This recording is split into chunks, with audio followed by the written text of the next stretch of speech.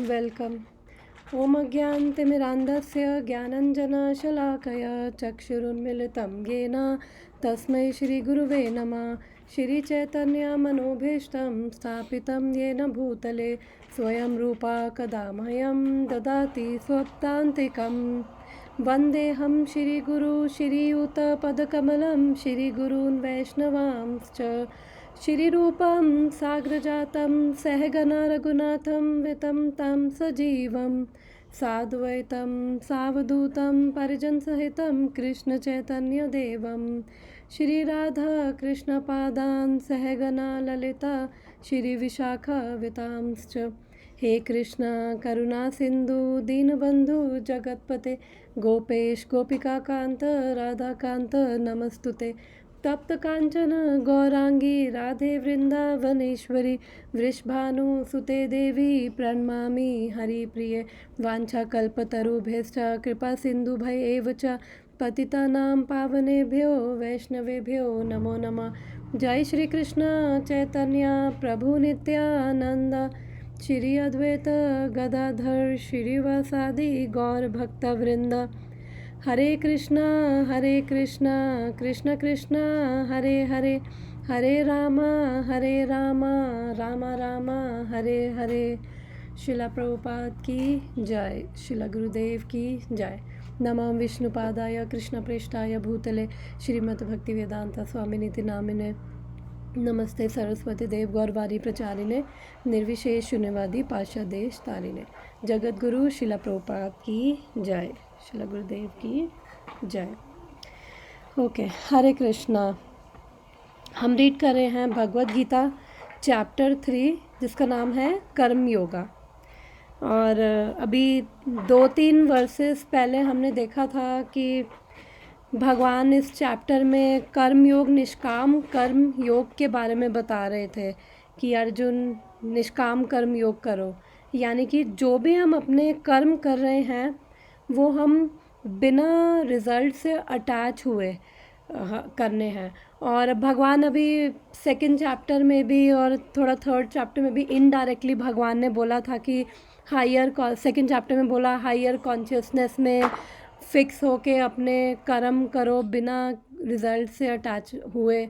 और फिर थोड़ा बीच में हिंट्स दिए कि मेरे लिए करो, बट यहाँ पे 30th वर्स में भगवान ने डायरेक्टली बोल दिया कि निष्काम कर्म योगा से गेयर चेंज करके भगवान भक्ति पे आ गए कि मैं सर्वाणी कर्माणी, कि सारे कर्म मेरे को ऑफ़र करते हुए करो बिना किसी एक्सपेक्टेशन के, रिज़ल्ट के एक्सपेक्टेशन से, और फ्री फ्रॉम प्रोप्राइटरशिप यानी कि ओनरशिप, और बिना किसी लेथार्जी के आलस के अपने कर्म करो।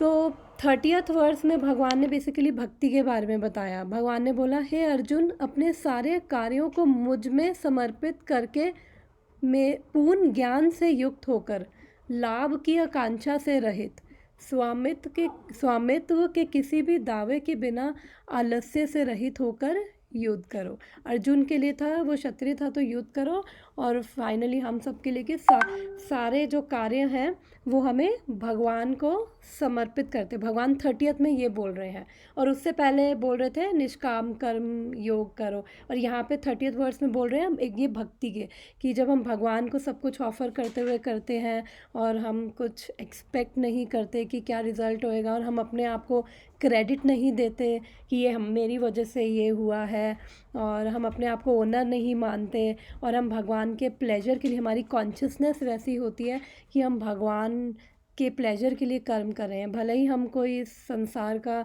भौतिक कर्म कर रहे हो। तो वो क्या होता है, भक्ति बन जाता है जब हम ऐसी कॉन्शियसनेस से करते हैं। फिर 31 वर्स में भगवान ने बताया कि जो अर्जुन ऐसे कर्म करता है मेरे आदेशों के अनुसार, ईर्ष्या से रहित होकर और श्रद्धापूर्वक, 2 चीज़ें बोली, तो फिर उसका वो क्या होगा, वो जो भी ये सकाम कर्म है उनके बंधन से मुक्त हो जाएगा।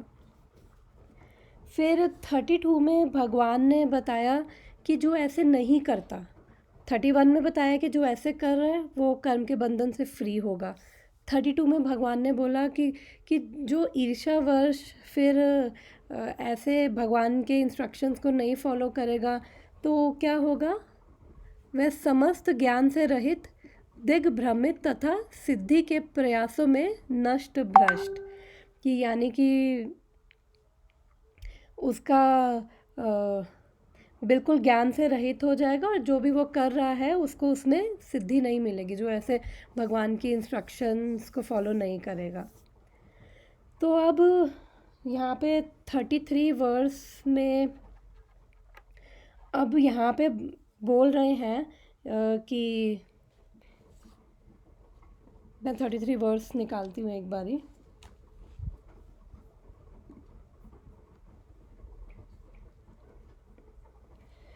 तो अब यहाँ पे क्या कहते हैं, अर्जुन का क्वेश्चन आ सकता है कि जो शास्त्रों में भगवान की ही इंस्ट्रक्शंस हैं और जो अब आपने कहा कि नहीं फॉलो, कुछ ईर्ष्यावश नहीं फॉलो करते, तो उनके लिए भी तो कुछ शास्त्रों में पनिशमेंट्स भी गिवन हैं। तो फिर क्या वो लोग फियरफुल नहीं हैं पनिशमेंट को लेकर, कि अगर वो नहीं ऐसे फॉलो करते शास्त्रों के अनुसार आपकी इंस्ट्रक्शंस, तो अलग अलग पनिशमेंट्स हैं, कॉन्सिक्वेंसेस हैं, तो क्या उनको डर नहीं लगता? तो यहाँ पे जो इस वर्स में भगवान बहुत मैच्योर अंडरस्टैंडिंग दे रहे हैं कि जिससे हमें समझ आएगा कि जो लोग हैं हम उनके एक्चुअली अभी हम उनके बाहर के ग्रॉस एस्पेक्ट को देखते हैं, तो यहाँ पे भगवान क्या है, सटल एस्पेक्ट को बता रहे हैं कि ऐसा क्या है कि जिसकी वजह से वो अपने नेचर के अनुसार कर्म करते हैं। तो हम ये श्लोक रीड करते हैं, फिर इसको डिस्कस करते हैं।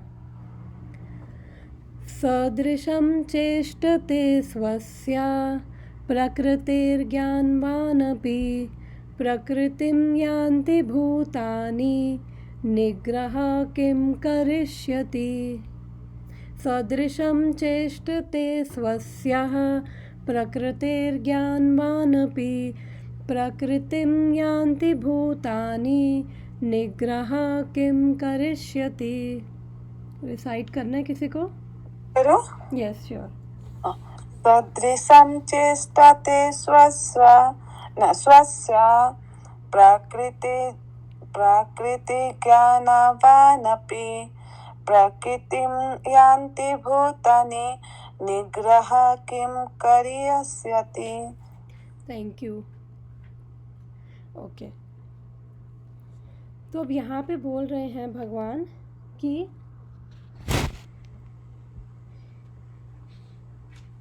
ज्ञानवान अपी, यहाँ पे अब किन की बात हो रही है? जो ऑलरेडी जिनको पता है, जो ज्ञानी है, और उनमें वो भक्त भी हो सकते हैं।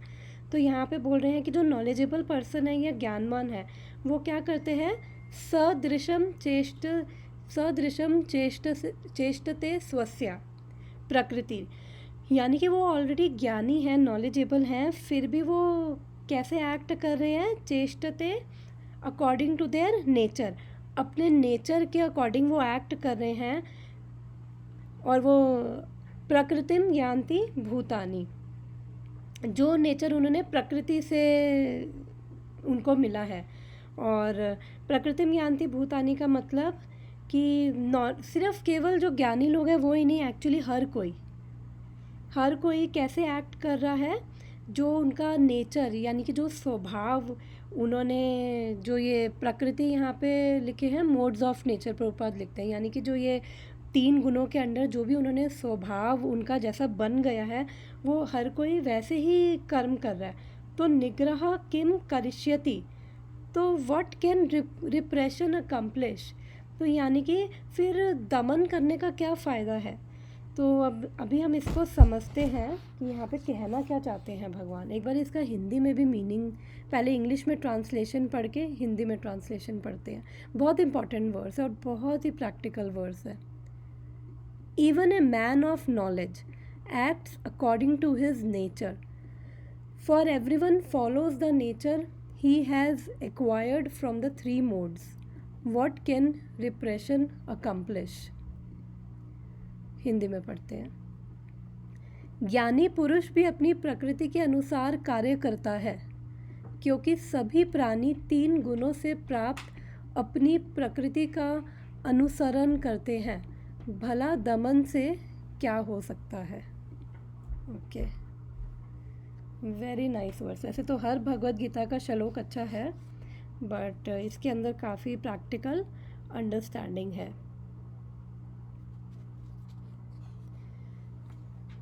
तो बेसिकली दमन से वो कह रहे हैं कि हमारा हर एक का एक्चुअली एक स्वभाव बन चुका है, और वो स्वभाव के चलते फिर हम सोचते हैं, जैसे किसी का स्वभाव है, कोई बहुत गुस्सा आता है, गुस्सेल स्वभाव का है, कोई आलसी स्वभाव का है, कोई बहुत वासनात्मक स्वभाव का है, तो सबका अपना अलग अलग एक स्वभाव है।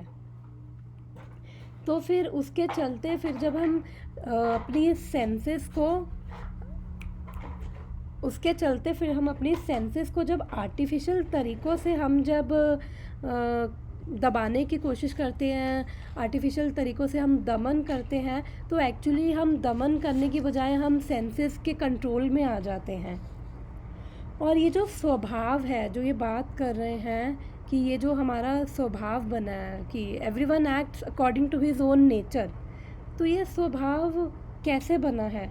ये स्वभाव एक्चुअली इस लाइफ टाइम का नहीं है, पिछले कितने लाइफ टाइम से, जन्म जन्मांतर से हमने, जब से हम इस भौतिक संसार में हैं, तब से ही हम एक्चुअली अपनी ही केवल इंद्रियों में ही लिप्त हैं। हम लगे हुए हैं अपने आप की सेटिस्फैक्शन के लिए, और उसकी वजह से हमारे एक्सपीरियंसेस, हमारी डिज़ायर्स, और हमारे काफ़ी ऐसे एक्सपीरियंसेस हुए हैं, हमारी काफ़ी ऐसी डिज़ायर्स हमारे अंदर पैदा हुई हैं, जिसकी वजह से हमारे अंदर ये काम, क्रोध, राग, द्वेष, मद, मत्सर, जो ये 6 चीज़ें बोली जाती है ना, वो हमारे अंदर आ चुका है। और जिसकी वजह से हमारे जैसे एक्सपीरियंसेस पिछले लाइफ टाइम में रहे हैं, और जिस प्रकार की हमारी डिज़ायर्स रही हैं, फिर उसके हिसाब से हमारा एक इम्प्रेशंस, हमारे भले ही पिछले जन्मों में हमारे जो भी इवेंट्स हैं वो हमें याद नहीं है, लेकिन उन इवेंट्स की छाप हमारे माइंड जो है वो कैरी करके चलता है।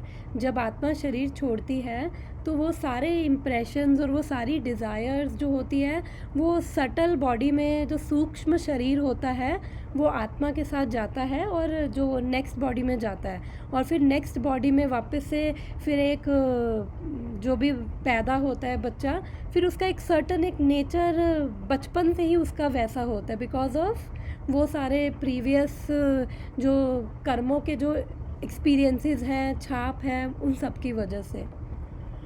अब जैसे किसी को मान लो कि ऊंचाई से बहुत डर लगता है, तो हो सकता है कि पिछले किसी जन्म में किसी ने ऊंचाई से उसको नीचे धकेल दिया हो, तो वो डर, वो एक गुस्सा ऊंचाई से उसको, उसके मन में वो एक छाप रह गई। अब वो अगले जन्म में जब वो आत्मा जाएगी, तो अब अगले जन्म में भी वो, भले ही उसको कोई कुछ नहीं कह रहा, वो ऊंचाई में नहीं जाना चाहेगी, और क्योंकि वो एक वैसे ही उसका इम्प्रेशन बन चुका है, और ऊंचाई को लेकर उसका एक गुस्सा भी एक वो आ चुका है, उस छाप में उसके वो इमोशंस और वो सारी वो सब रहता है। हमारे कहने का पॉइंट ये है कि हमारे पिछले जन्मों के एक्सपीरियंसेस के अकॉर्डिंग, डिज़ायर्स के अकॉर्डिंग वो सारा इम्प्रेशन हमारे माइंड में है, जिसकी वजह से हम सबका एक एक अपना नेचर है। और बेसिकली भगवान भगवत गीता में बोलते हैं कि 4 तरह का एक्चुअली हमारा नेचर होता है, 4 वन और 4 आश्रम। तो 4 वन यानी कि 4 तरह का नेचर क्या है? ब्राह्मण, क्षत्रिय, वैश्य और शूद्र। तो ब्राह्मणिकल ये कास्ट सिस्टम नहीं है, बिकॉज भगवान 4th चैप्टर में बोलते हैं कि चतुर्वर्णमया सृष्टम, और कि मैंने इसे क्रिएट किया है किस बेसिस पे? गुना कर्मा च विभागशा, कि किसके कैसे गुण और उसके कर्म है, उसके बेस्ड पे उसका ऐसा नेचर है। कि Kshatriya nature, Brahmanical nature, I hope machine चल रही है उसकी आवाज़ तेज़ आ रही है, डिस्टर्बेंस तो नहीं आ रही ना पीछे से? नहीं, हमें पता नहीं चल रहा है माता जी। Okay okay. तो ब्राह्मणिकल नेचर यानी कि वो जिसका ब्राह्मणिकल नेचर है वो ट्रुथफुल है, पीसफुल है, फॉरगिविंग है, और नहीं कर रहा था, फॉरगिविंग है, और उसके एजुकेटेड है, उसको शास्त्रों का भी ज्ञान है, उसको पता है शास्त्रों के भी हिसाब से क्या सही है क्या गलत है, दूसरों को वो एजुकेट कर सकता है।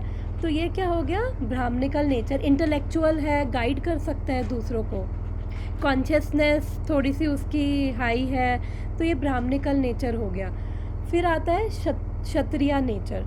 क्षत्रिय नेचर हो गया कि जैसे जो मैनेजर्स हो गए, जैसे कंपनी में भी मैनेजर्स होते हैं, या फिर जैसे हमारे पॉलिटिकल लीडर्स हो गए, लीडरशिप जो लीडर्स हैं जिनके जिनके स्वभाव में लीडरशिप होती है, और जैसे हमारे पॉलिटिकल लीडर्स हो गए, और जो हमारे बॉर्डर पे भी सोल्जर्स हैं वो भी क्षत्रिय हैं, बिकॉज वो ब्रेव हैं, उनके अंदर एग्रेशन है, और वो दूसरों को प्रोटेक्शन कर सकते हैं। हमारे वैदिक टाइम में जो राजा थे वो प्रोटेक्ट करते थे ना कि केवल ह्यूमन बींग्स को, बल्कि एनिमल्स को भी, जो भी उनके प्रजा में होते थे वो सबको प्रोटेक्ट करते थे।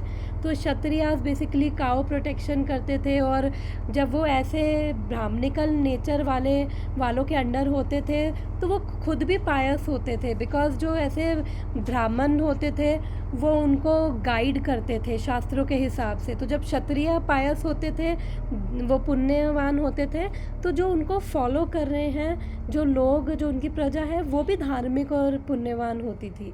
फिर तीसरा नेचर है ये वैश्या नेचर, यानी कि जो लोग मनी माइंडेड हैं, बिजनेस की अच्छी सेंस है उनको, वो ट्रेडिंग कर सकते हैं, एग्रीकल्चर कर सकते हैं, तो इस टाइप का, और वो पैसा वैसा अच्छा अर्न कर सकते हैं, तो इस टाइप से उनका वो नेचर है। तो हम देखते हैं कई लोग बहुत बिजनेस माइंडेड होते हैं और बहुत अच्छा भी करते हैं फिर। तो ये बेसिकली हो गया वैश्या नेचर। और शूद्रा नेचर वाले हो गए कि जो बेसिकली लेबर का काम कर सकते हैं, और मैकेनिक हो गए, लेबर हो गया, कि जिनके अंदर, जिनको हार्ड वर्क वो बहुत अच्छे से कर सकते हैं, और आप उनको वैसे कुछ दोगे कि कुछ डिसीजन मेकिंग पावर उनके अंदर इतना दिमाग, वो डिसीजंस नहीं ले पाएंगे क्या सही है क्या गलत है, लेकिन वो हार्ड वर्क लेबर कर सकते हैं। तो जनरली वैदिक टाइम में हमारी सोसाइटी ऐसे ही डिवाइडेड थी। तो जो ब्राह्मण थे वो क्षत्रियों को गाइड करते थे, और फिर जैसे क्षत्रिय थे अपने उनको फॉलो करते थे जो लोग, फिर प्रजा भी वैसे धार्मिक थी, और फिर उसके बाद शूद्रा सबको सर्व करते थे। तो शूद्रा सर्व करने में बहुत अच्छे होते हैं, बट वो डिसीजन मेकिंग में अच्छे नहीं होते। तो ये हमारा नेचर है एक्चुअली। तो यहाँ पे यही बोला गया कि जो हम सब ने एक नेचर एक्वायर किया है, और फिर हमारा ये नेचर के पीछे क्या होता है कि कई बार हमारी पिछले जन्म के सिंफुल इम्प्रेशंस ऐसे होते हैं, वासनाएं ऐसी होती है जो हमारे इस नेचर को कंट्रोल करती हैं। तो इसलिए यहाँ पे बोला गया है कि फिर दमन करने का क्या क्या फ़ायदा है, कि क्योंकि परीक्षित महाराज भी भागवतम में आता है, वो बोलते हैं कि ये प्रायश्चित करने का क्या फ़ायदा है जब लोग बार बार गलती करते हैं और उसके बाद फिर से वो प्रायश्चित करते हैं। जैसे मान लो कि चर्च में जाते हैं, कन्फेस किया कि मैंने ये पाप किया, फिर उसके बाद उन्होंने कन्फेस कर दिया, ओके, फिर उसके बाद अगली बार फिर से वही सेम पाप कर रहे होंगे, फिर आके कन्फेस करेंगे, तो फिर उसका फ़ायदा क्या है कि वही आके कन्फेस करते हैं, फिर वही सेम पाप करते हैं, क्योंकि वो नेचर वैसा बन गया, बार बार वो टेंडेंसी वैसी बन गई है कि बार बार वो पाप करते हैं और बार बार प्रायश्चित करते हैं। जैसे एक हाथी नहाने जाता है तालाब में, और फिर वापस आता है, और फिर वापस से मिट्टी अपने ऊपर डाल लेता है, तो फिर नहाने का फ़ायदा क्या है। तो वह यहाँ पे ये बोल रहे हैं कि वो जो नेचर जो एक्वायर किया है उसको दमन करने का क्या फ़ायदा, फिर खाली इंद्रियों को दमन करने का क्या फ़ायदा है। बिकॉज़ कई बार होता है ना कि हमें बोला जाता है कि इंद्रियों को दमन करो, अपनी सेंसेस को कंट्रोल करो, तो उसका क्या उस वो आर्टिफिशियल तरीके से अगर हम करेंगे तो वो फ़ायदा नहीं होगा, क्योंकि नेचर ही ऐसा बना हुआ है। तो अभी हम इस वर्स को समझते हैं। ये वर्स 33 फिर 34 में भगवान बता रहे हैं इंद्रियों का क्या करें, उसमें आंसर इंद्रियों का दे रहे हैं। यहाँ पे नेचर की बात कर रहे हैं। 33 34 फिर 35, ये तीनों, ये 33 34 वर्स स्पेशली कंटिन्यूएशन में है दोनों वर्सेस। तो देखते हैं आज जितना भी होगा। तो माता जी अभी अभी भी हम लोग का ऐसे तो ब्राह्मण क्षत्रिय सब डिवीजन है समझ, लेकिन उसी हिसाब से तो बराबर नहीं चलता जैसे पहले चलता। यस यस, बिकॉज कलियुगा में क्या है कि कलियुगा में इसका एक्सप्लॉयटेशन होगा। ये कास्ट बन गई, ब्राह्मण वो हो गए कि जो जैसे कास्ट, अगर आपकी शर्मा है, भारद्वाज है, गोस्वामी है, तो आप ब्राह्मण हो। वो कास्ट सिस्टम बना दिया गया, वो अपने गुण और कर्म के बेस पे नहीं था, तो उसका एक्सप्लॉयटेशन हो गया। और आजकल तो कलयुग में लोगों को अपने नेचर के हिसाब से तो काम भी नहीं करते, उनको पता ही नहीं होता कि क्या नेचर है। और आजकल तो कोर्सेज़ किए और जो कोर्स किया उस हिसाब से फिर एडमिशन ले लिया। हाँ, होते हैं कुछ कुछ जो अपने नेचर के हिसाब से हैं, लेकिन मोस्टली लोगों को अवेयर ही नहीं है एक्चुअली। तो इसलिए जो कलयुग में है ये सब उसकी खिचड़ी बनी हुई है। तो फिर इसका भी वही सॉल्यूशन है कि जब हम भक्ति में होते हैं तो फिर हम अपना नेचर को, जो भी हमारा जैसे भी नेचर है, हम उसको हार्मोनाइज़ करते हैं। तो अभी हम इसी वर्ड्स में थोड़ा उसको समझेंगे। तो कलयुग में इसकी बहुत एक्सप्लॉयटेशन होगी, कास्ट सिस्टम बना दिया गया, जबकि भगवान ने ऐसा नहीं बोला कि ये कास्ट सिस्टम है। फिर मतलब अगर आप ब्राह्मण, जैसे डॉक्टर के घर में अगर एक बच्चा पैदा होगा तो बच्चा पैदा होते ही डॉक्टर नहीं बन जाएगा। ऐसे ही मान लो कि कोई ब्राह्मण भी है, बाय नेचर भी ब्राह्मण है और वैसे भी ब्राह्मण है, तो उसके घर में अगर एक बच्चा पैदा हुआ तो भागवतम में आगे पढ़ेंगे, वो बताते हैं उसको ब्राह्मण नहीं बोला जाएगा जब तक उसके अंदर वो क्वालिटीज़ नहीं है ब्राह्मण वाली। तो इसलिए यहाँ पे जो अब कलयुग में है सब उल्टा सीधा है। ओके, थैंक यू माता जी। माता जी मेरा इसमें क्वेश्चन है इसी, जैसे अभी आपने ये तो बोल दिया कि कैरेक्टर के हिसाब से हम ब्राह्मण का और वो सब का करते हैं, ठीक है। बट जैसे बहुत सारे लोग अभी बोलते हैं नहीं ब्राह्मण का तो कोई कैरेक्टर नहीं है, कुछ नहीं, तो हम खुद ही पूजा कर देंगे। तो मुझे मतलब मैं ऐसे ही पूछ रही थी कि वो मतलब जितना भी हो उन्होंने एटलीस्ट वो शास्त्र को पढ़ रहे हैं, राइट। तो या तो जैसे मतलब उनके साथ हम अपने आप को कंपेयर कर सकते, वो मेरा क्वेश्चन है। मुझे एक्चुअली क्लियर नहीं हुआ कि मतलब क्लैरिटी नहीं आई कि क्वेश्चन क्या है। रुको मैं पूछती हूँ, फिर से बोलती हूँ, ठीक है। जैसे अभी क्या है कि कुछ कुछ ब्राह्मण से नो डाउट वो लोग सारे नियम पालन नहीं करते, राइट। फिर भी थोड़ा सा नियम पालन करते, जैसे हर दिन मंदिर जाते, फिर जैसे भी हो बुक्स पढ़ते हैं, वैसा कुछ। उनका तो हम अपने आप को कंपेयर नहीं कर सकते, राइट। क्योंकि देखो जो ब्राह्मण तो है, कुछ लोग जैसे बोलते हैं कि नहीं अभी ब्राह्मण को बुला के कोई फायदा नहीं है, ब्राह्मण लोग सारे भ्रष्ट हो गए हैं, तो इसीलिए हम खुद ही पूजा कर लेंगे। बट वो भी तो गलत है, राइट। हाँ वो भी ठीक नहीं है। तो एक्चुअली हमने जब इससे पहले वाला सेक्शन पढ़ा था 10 से 16 में, जब भगवान ने अर्जुन को कर्म कांडा के बारे में बताया कि जो लोग निष्काम कर्म योगा नहीं कर सकते, उस लेवल पे है ही नहीं कि भगवान को समझे, भगवान के लिए सब कर्म करे बिना एक्सपेक्टेशन के। तो फिर भगवान ने कहा कोई बात नहीं, फिर वो कर्म कांडा से स्टार्ट करे कि वो शास्त्रों के अनुसार जो भी उनकी इच्छा है उसके लिए यज्ञ करे। तो फिर उसमें मैंने बताया था कि जो ये कर्म कांडा भी एक्चुअली प्रॉपर वो यज्ञ वगैरह के लिए भी प्रॉपर क्राइटेरिया, प्रॉपर रिक्वायरमेंट्स होती है कि ब्राह्मण शुद्ध होने चाहिए, सामग्री शुद्ध होनी चाहिए, जगह जहाँ पे वो हो रहा है यज्ञ वो शुद्ध होना चाहिए। तो अब कलयुग में तो वो सब है ही नहीं। तो बाकी देखो, अगर जैसे अगर हम बात करें नॉर्मल ब्राह्मण की, तो अगर उनकी कॉन्शियसनेस प्योर है और उनमें शुद्धता है और फिर वो अगर कुछ करवा रहे हैं तो उसका फ़ायदा होगा। अगर उनमें खुद में शुद्धता नहीं है और कॉन्शियसनेस प्योर नहीं है, भगवान के भक्त नहीं हैं, तो फिर उस चीज़ का इतना फ़ायदा मिलेगा ही नहीं। राइट। तो इसलिए हमें देखना चाहिए कि जो भी हम करवा रहे हैं, जो भी हम वैष्णव हो तो अच्छा है, क्योंकि जो वैष्णव है उनके अंदर सारे ब्राह्मणिकल ऑलरेडी होते हैं, ब्राह्मणिकल गुण उनके अंदर सारे होते हैं। और वैष्णव जो हैं वो ब्राह्मणिकल स्टेज से ऊपर है, बिकॉज़ काफ़ी वैष्णव जो हैं वो भगवान के भक्त भी हैं। और जैसे अब ये जो बोला जाता है ट्वाइस बॉर्न ब्राह्मण यानी कि जिनकी 2 बारी दीक्षा हुई होती है। जैसे फर्स्ट टाइम हरिनाम दीक्षा अपने इस्कॉन में भी होती है, सेकंड टाइम उनको ब्राह्मणिकल थ्रेड दिया जाता है, यानी कि उनको वो गायत्री वगैरह मिलती है। तो उसका मतलब उनका दूसरा जन्म हुआ है, पहला जन्म उनके माता पिता के द्वारा, दूसरा जन्म गुरु के द्वारा। तो ऐसे एक्चुअली जो ऐसे भक्त हैं, ऐसे वैष्णव हैं, अगर हम उनको बुलाएं, ये जो भी हमें करने हैं उनके द्वारा, हम ये यज्ञ या फिर उनको अगर हमें जैसे खिलाना है, तो अगर हम ब्राह्मण को देते हैं, अगर हम ऐसे भक्तों को दें तो उसका तो बहुत फ़ायदा है। क्योंकि वो जो भी वो लेंगे, वो भगवान को अर्पित करके देंगे। और उनके जो भी वो करेंगे, जब हम भगवान को ही सब चीज़ें अल्टीमेटली अर्पित कर रहे हैं तो। नहीं, माता जी का क्वेश्चन शायद ये था कि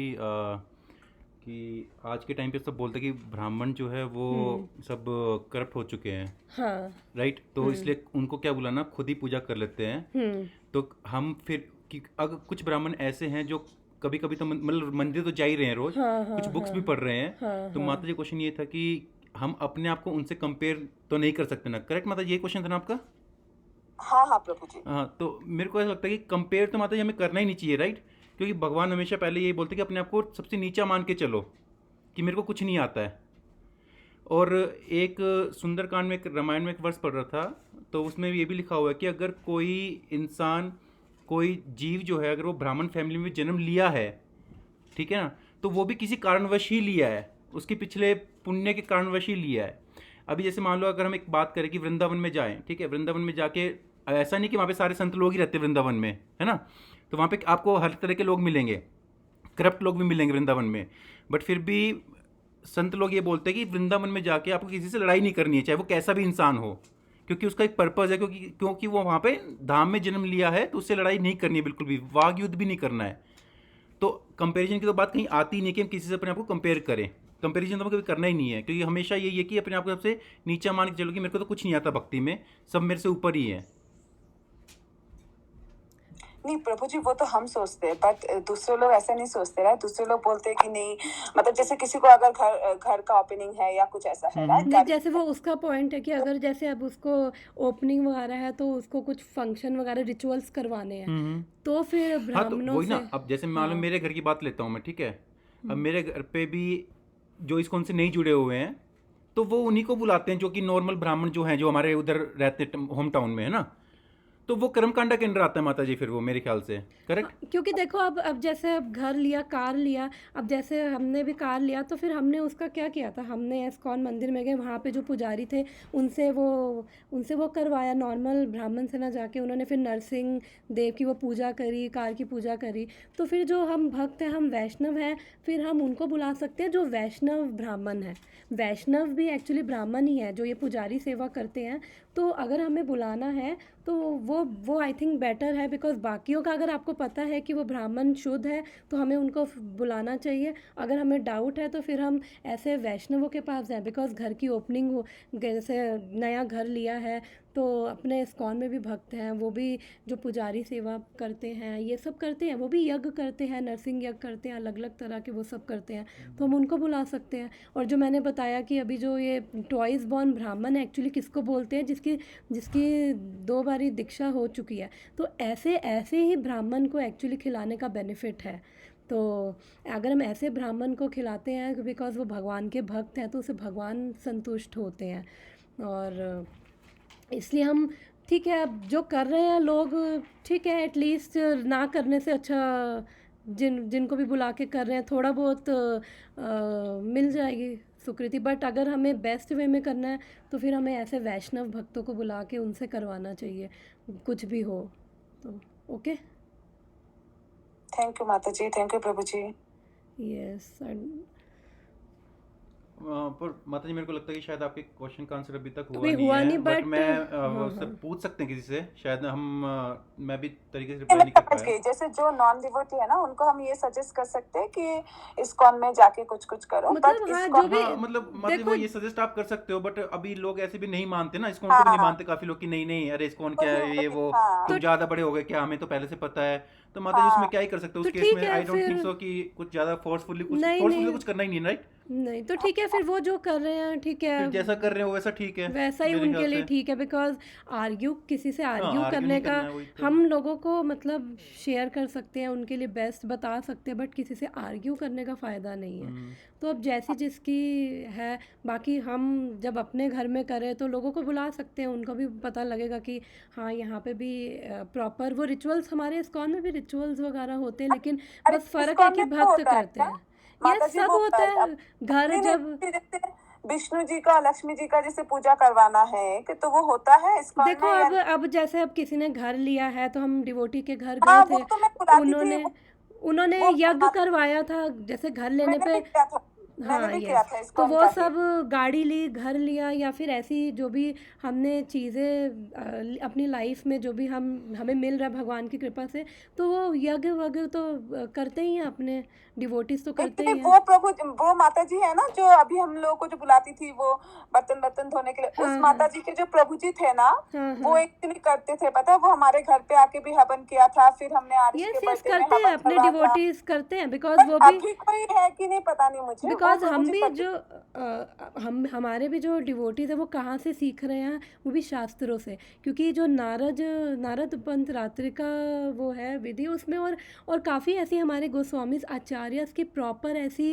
वो बुक्स हैं जिनके अंदर प्रॉपर ये रिचुअल्स हैं, और वो रिचुअल्स जो ब्राह्मण हैं वो भी यही रिचुअल्स करते हैं, जो हमारे ये डिवोटी भक्त लोग जो पुजारी हैं, हमारे भी मंदिर के पुजारी हैं, वो भी रिचुअल्स कर रहे हैं। तो ये सब शास्त्रों से ही लिया गया, लेकिन ये है कि यहाँ पे थोड़ा सा शुद्ध तरीके से, बिकॉज हम जानते हैं सब शुद्ध है, कॉन्शियसनेस उनकी शुद्ध है, तो हमारे ऐसे पुजारी भी हैं, वो सारे ऐसे रिचुअल्स करते हैं, सारे रिचुअल्स करते हैं, तो करवा सकते हैं बट हम। ये थोड़ी कि अभी कोई बोले गणपति की पूजा नहीं नहीं करवानी तो नहीं, वो थोड़ी हाँ ना नहीं होता है, नहीं, थोड़ी फिर वो नहीं, वही मैंने बोला, किसी से आर्ग्यू करने का फ़ायदा नहीं है। नहीं वो इस्कॉन के भी लोग ऐसे पूजा थोड़ी करेंगे कि नहीं भाई करते, गणपति की पूजा हाँ करवा नहीं दो, या करते। फिर वो थोड़ी ना हाँ होता है। वो सब नहीं हाँ करेंगे, वो विष्णु तत्व की वो पूजा तो हो जाएगी, विष्णु मतलब आई तत्व थिंक। की करेंगे, बिकॉज वो समझते हैं विष्णु तत्व क्या है, इसलिए विष्णु तत्व की करेंगे। बाकी अगर किसी को नहीं भी करवानी तो इट्स ओके, फिर उनकी अपनी इच्छा आर्ग्यू है, तो करने का फायदा भी नहीं आर्ग्यू है फिर। करने का फ़ायदा नहीं है किसी से कि ये करो आप वो सजेशन करो। दे सकते हैं माता जी, बट सजेशन, यस, फोर्सफुली कुछ नहीं करा सकते ना, करे।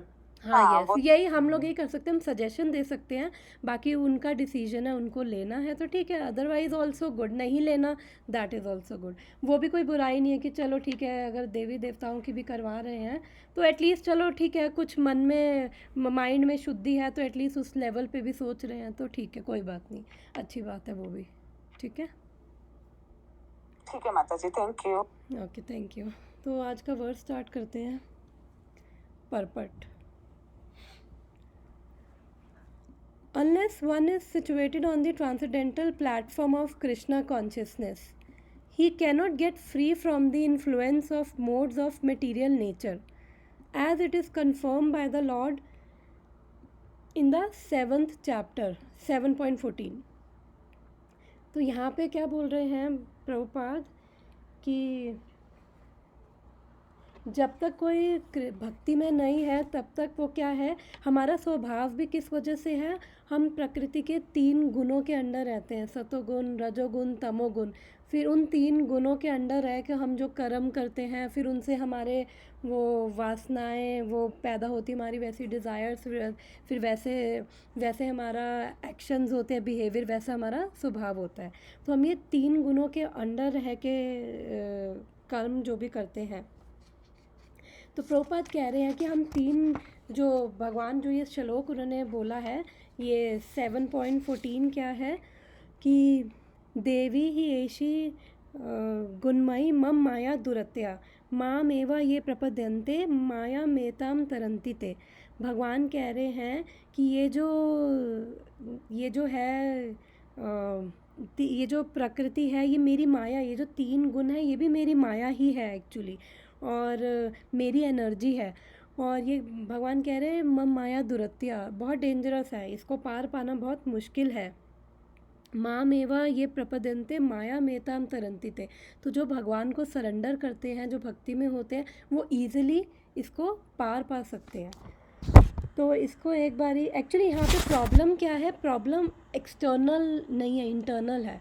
जैसे होता है ना कंप्यूटर का एक हार्डवेयर होता है, हार्डवेयर में हमें क्या है, जो हमें दिख रहा है, जो हमारा ये स्क्रीन हो गई जिस पे हम टाइप कर रहे हैं, कीबोर्ड, माउस, हमारा सीपीयू, ये सारा हार्डवेयर है। लेकिन प्रॉब्लम हार्डवेयर की नहीं है, प्रॉब्लम इंटरनल सॉफ्टवेयर की है। तो सॉफ्टवेयर भी हमारा वो लगा लो माइंड है। तो जैसे हमारे कंप्यूटर का भी एक ऑपरेटिंग सिस्टम होता है ना, जिसमें सब कुछ प्रोग्राम किया होता है, तभी ये हमारा ये हार्डवेयर ठीक चल रहा है। तो प्रॉब्लम यहाँ पे हार्डवेयर की नहीं है, सॉफ्टवेयर की है। तो हमारे वो माइंड की प्रॉब्लम है। तो वो कैसे ठीक होगा भक्ति में? तो यहाँ पे क्या है कि बलदेव विद्याभूषण है हमारे आचार्य, उनकी बहुत सुंदर ये कमेंट्री है। तो मैं एक बारी इसको रीड करना चाहूँगी। तो उन्होंने यहाँ से स्टार्ट किया है फर्स्ट लाइन, इस लाइन के ऊपर, फिर उसके बाद हम वापस परपट पे आते हैं। द स्क्रिप्चर्स से that there is punishment for those who do not follow the instructions of you the lord of all beings, do they not fear you.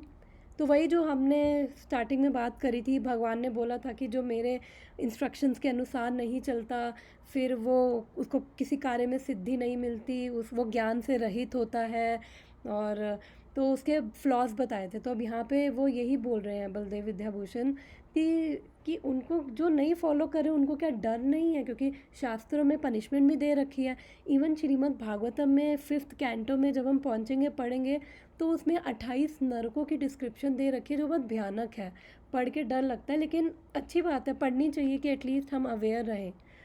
तो वो कह रहे हैं even a person who knows the punishment stated in the scriptures, ज्ञानवान, कि मतलब यहाँ पे जो ज्ञानवान है वो भक्त भी हो सकते हैं, जो ज्ञानवान है उनको भी पता है कि ये जो शास्त्रों के हिसाब से नहीं चलेंगे, भगवान की इंस्ट्रक्शंस के हिसाब से नहीं चलेंगे तो पनिशमेंट है। बट स्टिल ज्ञानवान एक्ट्स अकॉर्डिंग टू सदृशम, मतलब कि वो सिमिलर टू, कैसे वो एक्ट करते हैं, according to his evil nature, स्वस्या प्रकृति, अपना जो उसका नेचर बना हुआ है। और कैसे बना हुआ है वो? Because of his sinful impressions which have been present since beginningless time. तो यहाँ पे वो लिख रहे हैं ये जो ऐसे सिंफुल इम्प्रेशंस जो मैंने बताया था, जन्मांतर से हमने काफ़ी कर्म किए हैं, हमारी इसी इच्छाएं थी, तो वो सारे इम्प्रेशंस हमारे माइंड में है। तो वो कह रहे हैं कब से है ये?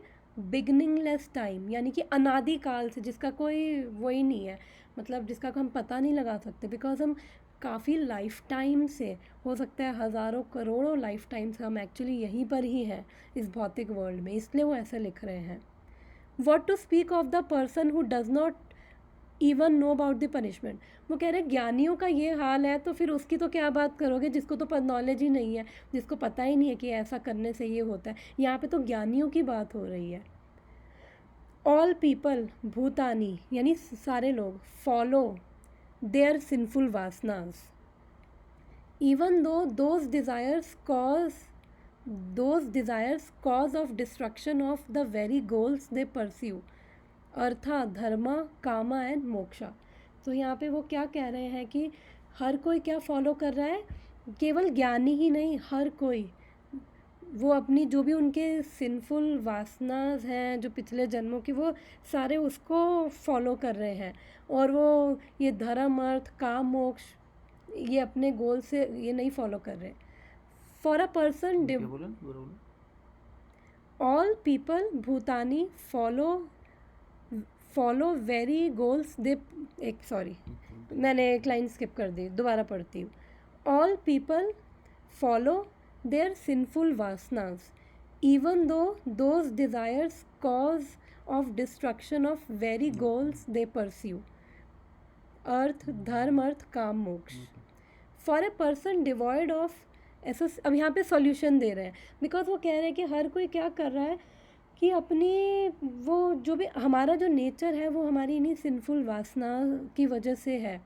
और जब हम ये लाइन पढ़ती हूँ, फिर हम इसको डिस्कस करते हैं. For a person devoid of association of saintly persons, even if he has knowledge of scripture, what can punishment accomplish. तो यहाँ पे ये कह रहे हैं कि जो लोग हैं जिनके पास जो सेंटली साधुओं के एसोसिएशन नहीं है, वो साधुओं का संग नहीं करते, भले ही उनको शास्त्रों का कितना भी ज्ञान हो, तो फिर व्हाट कैन पनिशमेंट अकम्प्लिश, फिर उनको पनिश करने का क्या फ़ायदा है. क्योंकि क्या होता है कि मान लो कि कोई एक चोर ने चोरी करी और उसके बाद पकड़ा गया, डंडे पड़े, पिटा, फिर उसके बाद बैठ गया थोड़े टाइम, फिर उसके बाद फिर से थोड़े टाइम बाद ठंडा हुआ, हम भूल जाते हैं, फिर चोरी करने पहुंच गया, फिर उसे डंडे पड़ रहे हैं, फिर बैठ गया, फिर चोरी करने पहुंच गया. तो पॉइंट यहाँ पे ये है कि क्योंकि अब उस चोर की जो ऐसे ऐसे वासना, ऐसे वो उसके इम्प्रेशंस हैं जो उसको बार बार प्रोवोक कर रहे हैं चोरी करने को, तो तुम उसको कितने भी डंडे मार लो, लेकिन वो फिर डंडे मारने से नहीं सुधरेगा, क्योंकि उसका नेचर बन चुका है. अब उसको वो चोरी करता है और उसका स्वभाव बन चुका है. तो इसमें एक बड़ी अच्छी स्टोरी भी आती है कि एक बारी एक चोर ही था, उसका काम था चोरी करना. तो जब वो संतों की एसोसिएशन में आया, उसे समझ आया कि मुझे ये सब नहीं करना, तो एक बारी सारे तीर्थ यात्रा पे गए. तो अब रात को सारे सो रहे थे. अब उसको लग रहा था कि अब उसका नेचर है, मतलब ऑब्वियसली भक्तों के साथ था तो उसको पता था मुझे किसी का सामान नहीं चोरी करना, बट अंदर से वो प्रवृत्ति अभी पूरी तरह से गई नहीं थी, कोशिश कर रहा था, स्ट्रगल कर रहा था. तो उसने क्या किया, मैं रात को क्या करूँ, चोरी करने से अच्छा उसने क्या किया, एक का सामान निकाल के दूसरे के बैग में डाल दी, दूसरे का तीसरे के बैग में, ऐसे पूरी रात करता रहा. तो उसने किसी का सामान चोरी नहीं किया. फिर जब सुबह उठे सारे, तो देखा उन्होंने कि उन्होंने कहा ये क्या हो रखा है, सारा सामान उल्टा सीधा, किसी का किसी के पास, सब परेशान हो गए. उन्होंने कहा ये हुआ क्या है, लेकिन गायब किसी का सामान नहीं हुआ था. तो फिर उसके बाद उसने बोला कि मुझे माफ़ कर दो, मेरी प्रवृत्ति थी चोरी करने की, तो मैंने चोरी नहीं करी, बट अपने प्रवृत्ति के चलते फिर मैंने ये उल्टा सीधा किया. तो इसलिए तो यहाँ पे पॉइंट वो ये शिला बलदेव विद्याभूषण यही बोल रहे हैं कि बार बार डंडे मार के फ़ायदा नहीं होगा. कैसे फिर क्या उस स्वभाव को कैसे फिर बदला जाए. क्योंकि होता है ना, जब हम जैसे मान लो किसी शराबियों के साथ बैठेंगे, ना भी पीता होगा ना, वो उसको अच्छे पॉइंट्स बता देंगे शराब पीने के, और वो ना चाहते हुए बंदा कहेगा ये सही कह रहा है, शराब पीना स्टेटस सिंबल है, शराब पीने से ये होता है वो होता है, वो खुश हो जाएगा और वो भी शराब पीने लग जाएगा. तो ऐसे ही जब हम भगवान के भक्तों के साथ बैठते हैं और उनसे सुनते हैं, तो उससे क्या होता है, हमारे हार्ट में वो इन्फ्लुएंस होता है उनका, उससे हम भी भक्ति करने के लिए प्रेरित होते हैं. तो नीचे वही बता रहे हैं, however by saintly association he destroys the bad vasanas even they are very strong. वो कह रहे हैं कि जब ऐसे संतों की एसोसिएशन मिलती है, तो ये जो कितना अच्छी चीज़ बोल रहे हैं कि जो सारी ये बैड वासनास है, ये जो हमारे इम्प्रेशंस हैं, आज हम जो भी कर रहे हैं, एक्चुअली हमारा जो भी नेचर बना हुआ है, वो इन्हीं इम्प्रेशंस की वजह से है. कि हम लोग कभी कुछ किसी से लड़ते झगड़ते हैं, कभी कुछ कर रहे हैं, तो इसी की वजह से है. और भक्ति में भी फिर यही वासनाएं कंटिन्यू होती हैं. अगर हमारी भक्ति उतनी स्ट्रांग नहीं है, हम ये चीज़ों पे हम ये अपने आप को इंट्रोस्पेक्ट नहीं कर रहे हैं, तो यही वासनाएं फिर हम भक्तों के साथ भी हम फिर यही करेंगे जो हम अभी बाहर के लोगों के साथ करते थे. तो इसलिए फिर कई जैसे किसी को बहुत गुस्सा आता है, तो फिर वो भक्ति में भी आएगा, वो भक्तों के ऊपर गुस्सा निकालेगा. किसी को बड़ी जलन होती है, तो फिर वो भक्तों से जलेगा. तो फिर यही वासना हमारी, यही इंप्रेशन हमारे, यही सेम हम भक्ति में भी कैरी करेंगे. तो अब यहाँ पे वो क्या कह रहे हैं, जब सेंटली लोगों के एसोसिएशन करते हैं, उससे क्या आता है, श्रीमद् भागवतम का ये श्लोक है, अतो दुसंगमुत्सृज्य सत्सु सज्जते बुद्धिमान संता एवस्य चिंदन्ति मनोव्यसंगम मुक्ति भी. ये नीचे कवर कर रहा है, श्रीमद् भागवतम के आई थिंक 11th कैंटो का श्लोक है. तो यहाँ पे वो बोल रहे हैं कि ततो दुसंगम उत्सृज्य, यानी कि हमें बैड एसोसिएशन जो है वो हमें गिव अप करनी है, बिकॉज बैड एसोसिएशन यानी कि जो हमें भक्ति में हेल्प नहीं कर रही है, और जो एसोसिएशन से हमें हमें इंस्पायर नहीं कर रही कि कृष्णा के पास जाने की। कई बार होता है ना, कई लोग गॉसिप भी करने बैठ जाते हैं, हमें बड़ा मज़ा आता है निंदा करने में। तो उससे क्या होता है कि इन चीज़ों से हमारी कॉन्शियसनेस कैरी हो जाती है, हमारी कॉन्शियसनेस डिग्रेड हो जाती है, हमारी कॉन्शियसनेस वही चली जाती है। इसलिए ये सब चीज़ों से, इसलिए यहाँ पे बोला है कि जो ये बैड एसोसिएशन है वो क्या कॉज है हमारे बैड बिहेवियर और हमारी बैड वासनाओं का। मान लो कि अगर किसी के अंदर कुछ थोड़ी बहुत भी प्रवृत्तियाँ हैं, कुछ गलत प्रवृत्तियाँ हैं, तो जब हम गलत लोगों का संग करते हैं, मान लो कि किसी के अंदर, चलो ये शराब का एग्जांपल ले लेते हैं कि थोड़ी सी उसके अंदर शराब पीने की है प्रवृत्ति है, तो अब वो भक्तों के संग आएगा तो वो समझेगा कि नहीं, ये ठीक नहीं है, और धीरे धीरे वो शुद्ध होगा, और धीरे धीरे जब वो भक्ति में आएगा तो उसको ये शराब का उसको ऑटोमेटिकली वो टेस्ट भी चला जाएगा धीरे धीरे। ऐसा होता है, काफ़ी ऐसे भक्त हैं जिन्होंने ये शराब छोड़ी, बहुत चीज़ें छोड़ी हैं, शराब तो छोटी चीज़ है। तो अगर वही सेम वो अगर उनके पास जाएगा जो ऑलरेडी शराब वगैरह पी रहे हैं, तो क्या होगा, ऑलरेडी वो इम्प्रेशंस है, वो डिज़ायर्स है उसके अंदर, तो वो डिज़ायर्स क्या होगा, मैनिफेस्ट होंगी, वो प्रकट होंगी। तो जब वो डिज़ायर्स प्रकट होंगी तो वो वापस से वो चीज़ करेगा। लेकिन जब भक्तों के संग में जाएगा तो वो डिज़ायर्स क्या होंगी, शुद्ध होंगी। जब वो शुद्ध होंगी तो वो चीज़ों में नहीं लगेगा। तो ये फ़ायदा होता है कि इसलिए वो जो बैड वासनाज है, बैड बिहेवियर है, वो उसको अफेक्ट नहीं होगा, बल्कि वो शुद्ध करेगा।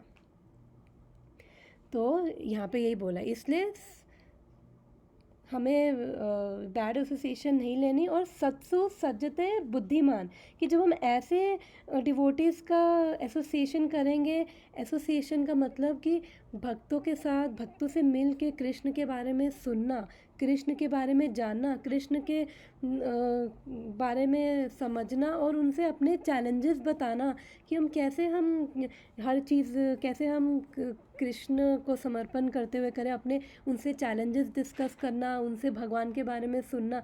तो एक्चुअली ये है एसोसिएशन का मतलब। तो जब हम ऐसे कृष्ण भक्तों से, ऐसे संतों से करेंगे तो उससे क्या होगा, एवस्य चिंदंती, वो कट कर देंगे हमारी जो भी अटैचमेंट्स हैं। अटैचमेंट्स किस वजह से, मनोव्यसंगम। मनोव्यसंगम मतलब कि जो भी हमारी माइंड की अटैचमेंट है, और हमारी इन गलत, हमारा माइंड अभी अटैच है इन गलत वासनाओं से, और अपनी ही इंद्रियों की तृप्ति में जो लगा हुआ है, अपने आप को सेटिस्फाई करने में लगा हुआ है, जिसकी वजह से उसे काफ़ी ऐसी गलत अटैचमेंट्स हैं हमारे माइंड की। तो वो क्या करेंगे, वो ये कट कर देंगे। और वो कैसे कट करेंगे, उक्ति भी। जब ऐसे भक्त हमें जब बताएंगे भगवान के बारे में, तो उससे क्या होता है, हमें स्ट्रेंथ मिलती है। तो हम जब ऐसे भक्तों का संग करते हैं, उनसे हम भक्ति हमारे अंदर प्रवेश करती है, और जब भक्ति हमारे अंदर प्रवेश करती है, हमारे चित्त की शुद्धि होती है, हमारी जो वासनाएं हैं वो धीरे धीरे ख़त्म भी, कुछ तो ख़त्म हो जाएंगे, कुछ हमें उन पे काम करना पड़ेगा। तो हमें धीरे धीरे ये सब चित्त जब शुद्ध होने लगेगा, जब उनकी बातों का मतलब, जैसे अभी हम श्री बलदेव विद्याभूषण की कमेंट्री पढ़ रहे हैं, यानी कि हम उनका एसोसिएशन कर रहे हैं, हम जो वो कह रहे हैं हम उसको समझ कर हम उसको फॉलो करने की कोशिश कर रहे हैं। हम प्रभुपाद की बुक्स पढ़ रहे हैं, तो यानी हम प्रभुपाद की एसोसिएशन कर रहे हैं। तो हम जब भक्तों की एसोसिएशन करें या प्रभुपाद की बुक्स की एसोसिएशन करें, तो उनमें जो वर्ड्स हैं बहुत पावरफुल हैं, वो हमारी अटैचमेंट्स कट करते हैं, और उनसे हमें इंटेलिजेंस आती है। ओह, 10 मिनट भी रह गए। तो ये था इस 10 मिनट्स रह गए हैं। ओके, मैंने स्क्रीन शेयर तो कर ही रखी है ना। चलो ठीक है, फिर हम इसको, मैं ख़त्म करने की कोशिश करती हूँ, जितना हो जाएगा फिर मैं पढ़ लेती हूँ। चलो। देयरफॉर एक मिनट रह जाए, बता देना। देयरफॉर इवन फॉर माया most highly educated persons on the mundane plane, it is possible to get out of entanglement of माया सिंपली बाय थियोटिकल नॉलेज और by separating soul from the body. तो वो कह रहे हैं कि हम लोग कितने भी हाईली एजुकेटेड हों, बिकॉज़ अभी हम क्या है कि हम यहीं पर ही है ना, इस मटेरियल प्लेन पर ही हैं, तो हम अपने, मैंने बताया था कि प्रॉब्लम हमारे हार्डवेयर में नहीं है, बॉडी में नहीं है, हमारे सॉफ्टवेयर में है, हमारे इंटरनल माइंड में उसकी, बिकॉज माइंड की वजह से सेंसेस वो काम करती है, बिकॉज माइंड को अटैचमेंट है, तो सेंसेस भी जो माइंड कह रहा है वही कर रही हैं। तो प्रॉब्लम हमारे हार्डवेयर नहीं, सॉफ्टवेयर में प्रॉब्लम है।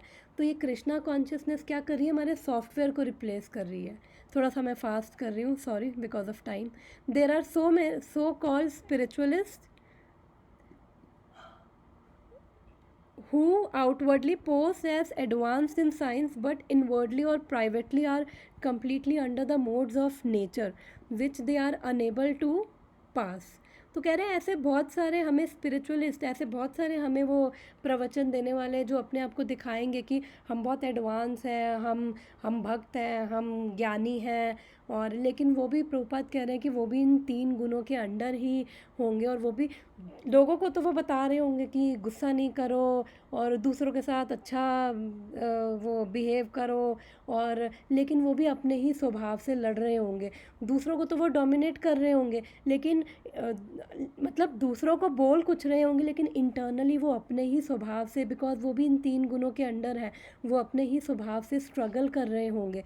वो उनका भी जो कुछ नेचर है, जैसे मान लो किसी का नेचर है डोमिनेट करने का, तो अब वो तो डोमिनेट करने का मतलब किसी को दबाने से अच्छा अगर हम वो नेचर हम भगवान की सेवा में लगाएं, यानी कि हम उसको हम एक अच्छा लीडर बन सकते हैं, बिकॉज हमारा नेचर है। तो हम दूसरों को दबाएं ना, दूसरों को एक अच्छा खुद, यानी कि अपना एग्जाम्पल पेश करके दूसरों को हम गाइड कर सकते हैं, दबाने की बजाय। दूसरों को दबा के, गुस्सा करके, उल्टा सीधा बोल के, तो वो नेचर जब हम भगवान की सेवा में यूज़ करते हैं तो हम उसको फिर दूसरों को हम गाइड करेंगे, उनको उनके अच्छे के लिए हम उनको सप्रेस नहीं करेंगे, उनको एनकरेज करेंगे कि आप ऊपर उठो, और आप ऊपर उठो, आप भी ऐसे भगवान की भक्ति करो। तो लेकिन जो बाहर से दिखावा कर रहे हैं वो हो सकता है भक्ति में भी हो या भक्ति के बाहर भी हो, फिर वो अंदर से अपने नेचर के साथ स्ट्रगल कर रहे होते हैं। Academically, one may be very learned, but because of his long association with material nature, he is in bondage. 7 minutes. तो वो कह रहे हैं कि कोई हो सकता है PhD हो, साइंटिस्ट हो, लेकिन बिकॉज उसका जो ये 3 गुणों के अंडर है, मेटेरियली बहुत अमीर भी हो सकता है, लेकिन वो क्या है, हम सब बंधे हुए हैं। हम सब इन 3 गुणों के अंडर रहकर, जो भी इन सतोगुण, रजोगुण, तमोगुण में, वो सब बंधे हुए हैं, हम सब बंधे हुए हैं। Krishna consciousness helps one to get out of material entanglement even though one may be engaged in his prescribed duties in terms of material existence। तो कह रहे हैं कृष्णा कॉन्शियसनेस कैसे हमें हेल्प कर रही है मटेरियल एंटैंगलमेंट से ऊपर उठने में। बिकॉज हमने पढ़ा था ना, भागवतम का एक श्लोक था जो भी हमने लास्ट क्लास में पढ़ा था, वासुदेवे भगवती भक्ति योगा प्रयोजिता जन्यत्या सुवैराग्यम ज्ञानम च यद अहेतुकम। तो इसमें कह रहे हैं जब हम भक्ति करते हैं तो उससे क्या होता है, हम एक तो उससे हमें कॉजलेस नॉलेज, जो मैंने बताया था कि अहेतु की ज्ञान भी मिलता है, साथ में धीरे धीरे वैराग्य यानी कि हमें फिर समझ आने लग जाता है कि जो ये मटेरियल वर्ल्ड की चीज़ें हैं और ये मैटर जो है वो क्या, उसकी क्या पोजीशन है, भगवान भक्ति की क्या पोजीशन है, तो हमें समझ आने लग जाता है। फिर हमें वो, हमारे लिए वो इतनी इम्पॉर्टेंट नहीं रहती। तो भक्ति करने से अपने आप ही हमें ज्ञान भी मिलता है और वैराग्य भी। तो हम फिर जब हमें ज्ञान भी मिलेगा और डिटैचमेंट भी हमें धीरे धीरे होगी, तो हम क्यों इस भौतिक माया जाल में हम फिर नहीं फंसेंगे। हम भले ही अपने सारे कर्म कर रहे होंगे, लेकिन हम नहीं फंसेंगे, बिकॉज हम इस मटेरियल वर्ल्ड में है, तो हमें अपनी वर्ल्डली ड्यूटीज़ करनी है। लेकिन वर्ल्डली ड्यूटीज़ कैसे करनी है कि हम ऐसे करें कि हम इसमें ना फंस के हम इस संसार से ही बाहर हो जाए। Therefore, without being fully in Krishna consciousness, one should not give up his prescribed duties। इसलिए भगवान यहाँ पे यही बोल रहे हैं कि अगर आप पूरी तरह से भक्ति में नहीं हो तो आपको अपनी वर्ल्डली ड्यूटीज़ नहीं छोड़नी। अर्जुन भी यही कर रहा था, 5 मिनट से अर्जुन भी यही कर रहा था। अर्जुन का नेचर था क्षत्रिय, वो अपना क्षत्रिय नेचर दबा के वो भगवान को कह रहा था कि भगवान मैं ब्राह्मण बन जाऊंगा, मैं भीख मांग के खा लूँगा। भगवान ने कहा कि भैया नहीं, तेरा जो नेचर है तू अपने नेचर के अकॉर्डिंग कर, तू क्षत्रिय है। अब मान लो कि बॉर्डर पे एक सैनिक खड़ा हुआ है और देश पे कोई हमला कर रहा है, तो वो क्या, वो ये थोड़ी कहेगा हाय मुझे माफ़ कर देना चाहिए नहीं किसी को। बट इसमें मेरा एक क्वेश्चन है, जैसे सैनिक तो अच्छा है राइट, बट किसी का नेचर जैसे खराब नेचर है, तो वो अपने नेचर के हिसाब से अगर करेगा तब तो उसको फिर पाप मतलब पापी हाँ, लगेगी yes right. Yes yes yes. तो आप वही वही हम कह रहे हैं कि दमन करना है, तो वही बता रहे हैं कि आर्टिफिशियली नहीं करना। अपने जो उसका नेचर है, जैसे हम क्या करते हैं अपने lower nature, lust, anger, greed, illusion, इनसे नहीं हमें करना। तभी हम ये पढ़ रहे हैं कि हमारा नेचर हम कैसे बदलें। तो जब हम भक्ति में आएंगे तो हमारी वो नेचर वासनाओं की वजह से है, पिछले जन्मों के जो हमारे संस्कार हैं उनकी वजह से। जब हम भक्ति में आते हैं तो वो सब शुद्ध होते हैं। तो हमारे जब ये संस्कार शुद्ध होंगे तो धीरे धीरे हमारा वो जो हम अपने लोअर नेचर से एक्ट करते हैं, धीरे धीरे फिर वो हम बंद कर देते हैं। फिर हमारे अंदर डिवाइन क्वालिटीज़ आती है। हमारे अंदर जब शुद्धि होती है तो फिर हम, क्योंकि हमारा जब ऐसा नेचर होता है हम केवल दूसरों को ही नहीं, हम अपने आप को भी हार्म करते हैं। क्योंकि ऐसे सिंफुल इम्प्रेशंस जब हम भौतिक वर्ल्ड में भी कंटिन्यू करते हैं तो हम अपने आप को भी हार्म करते हैं। तो इसलिए यहाँ पे वो बोल रहे हैं कि जो नेचर को आर्टिफिशियल तरीक़ों से, बिकॉज मैंने क्या बताया था, प्रॉब्लम क्या है, इंटरनल है, एक्सटर्नल नहीं है। बाहर से हम ठीक है, इंटरनल हमारे सॉफ्टवेयर करप्ट है। तो वो सॉफ्टवेयर कैसे ठीक होगा? अगर मेरा ऑपरेटिंग सिस्टम ही कंप्यूटर का ख़राब है तो मेरा कंप्यूटर कैसे चलेगा? तो वो मेरा सॉफ्टवेयर कैसे ठीक होगा? जब मैं एक्चुअली हम भक्ति में लगेंगे तो उससे क्या है, जो मेरा चित्त शुद्ध होगा, मेरे जो ये वासनाएं हैं वो शुद्ध होंगी। जब वो शुद्ध होंगी मुझे समझ आएगा कि ये जो मैं कर रही थी अभी तक वो मैं अपने लोअर नेचर से कर रही थी, तो मेरे को ये सब नहीं करना। तो मुझे जो ठीक है वो करना है। तो मेरा जो नेचर है फिर वो धीरे धीरे वो मैं उसको हार्मोनाइज़ कर पाऊँगी, उसको फिर धीरे धीरे बदल पाऊँगी। तो इसलिए भगवान कह रहे हैं कि हमें अपना, आई थिंक कंप्लीट नहीं हो पाएगा, 2 मिनट्स रह गए हैं, कोई बात नहीं, ये लास्ट की 2-3 लाइन्स और फिर हम और इस पे डिस्कस कर लेंगे नेक्स्ट वीक पे। तो एक्चुअली ये जो है ये बहुत अच्छा वर्स है और इस पे बहुत बहुत एंगल से हम इस पे डिस्कशन कर तो सकते हैं। हम ऐसे बोल सकते हैं जैसे जिसका जितना ज्यादा खराब नेचर है उसको उससे उतना ज्यादा भक्ति करनी चाहिए राइट, ताकि फिर भगवान के उसमें आए, डिवोटीज के उसमें रहे हम लोग, तो शायद वो हमारा नेचर। यस, क्योंकि जब हमारा जो हम आर्टिफिशियल तरीक़ों से हम जाते हैं, मेडिटेशन करेंगे हम, ये क्योंकि लोगों का नेचर भी ऐसा हो चुका है, उनको शांति भी चाहिए, लेकिन हम बड़े आर्टिफिशियल तरीक़ों में जा रहे हैं। हम ये करें, हम पता नहीं मेडिटेशन करेंगे, वो करेंगे, फिर वही हो गया ना कि हाथी ने अभी नदी में जाके नहाया, फिर उसके बाद फिर से वो अपने ऊपर मिट्टी डाल ली। तो वो आर्टिफिशियल तरीके हेल्प नहीं करेंगे, बिकॉज वो मेरा स्वभाव बन चुका है। तो यहाँ पे वो बोल रहे हैं करप्ट क्या है, अभी थोड़ा नेचर ही ऐसा है। तो हमें फिर हम जैसे वो मेडिटेशन में बोलते हैं ना, इंद्रियां कंट्रोल कर लो, बैठ जाओ ऐसे, उसका क्या होगा? 2 दिन कंट्रोल करोगे, तीसरे दिन वही करोगे, राइट? इसको हम आगे कंटिन्यू करते हैं। हम ऐसा बोल सकते हैं कि हमें ये नहीं सोचना है कि हम नेचर को चेंज करने के लिए भगवान की भक्ति करेंगे, ऐसा नहीं। जब हम भक्ति करेंगे मन से तो अपने आप ही वो सब चीज़ें होंगी, डेफिनेटली होंगी। वो कॉल कटने वाली है, कॉल कभी भी कट सकती है। तो हाँ राइट बोला, हमें नहीं करनी है राइट, हमको बस अपना भक्ति करना है, फिर धीरे धीरे भगवान ही उसको, और हमें समझना है कि हमारा जो ये है हमें इसको बदलना है, हमें समझना है, हमें भक्ति करनी है। यस, भक्ति ही सॉल्यूशन है, कृष्ण भक्ति ही। यस, हम इसको कंटिन्यू करते हैं नेक्स्ट क्लास में। Okay, so Hare Krishna, thank you so much, Hare Krishna.